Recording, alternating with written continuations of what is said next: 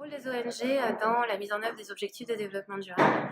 Je pense qu'en fait tous les derniers agendas, que ce soit celui de Rio+20 et puis après on peut remonter au climat ou autre, c'est de pouvoir à un moment toucher la personne et l'individu. Et les ONG sont des ensembles de réseaux qui vont jusqu'au terrain, qui peuvent travailler sur le quotidien des gens. Et il me semble qu'aujourd'hui, sur la mise en œuvre des ODD, on n'y arrivera pas si on n'embarque pas les personnes, si on ne sait pas raconter cette grille de lecture hyper intéressante, très technique, comme étant un futur projet pour mieux vivre ensemble sur la planète.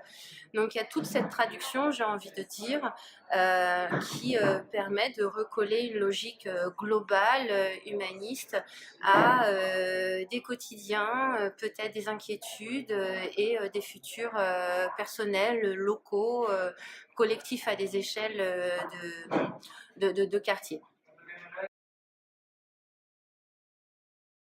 Intervenue en l'hiver dernier dans le 19e, dans un centre social, pour rendre, comment on appelle ça, empowerment, donc pour pouvoir donner des clés à des familles et des jeunes bénéficiaires du centre social de Tanger dans le 19e sur les transitions.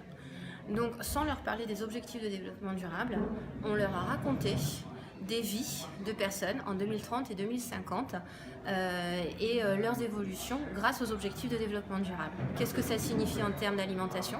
Qu'est-ce que ça signifie en termes d'habitation, en termes de villes aménagées, en termes de santé, le rôle des femmes et ce genre de choses.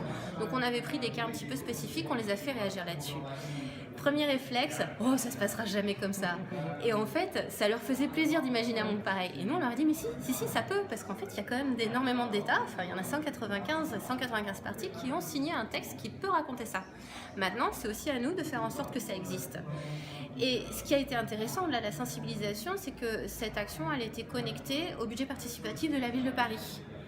Ces gamins qui n'ont jamais été forcément votés jusqu'à présent, ces familles qui ont plutôt tendance à être en retrait de la vie collective et politique. Donc on proposait 15 projets liés aux transitions écologiques pour un développement durable. Et aujourd'hui, il y a un projet qui a été conservé dans le budget et qui répond typiquement à des objectifs de santé, de transition énergétique et d'éducation.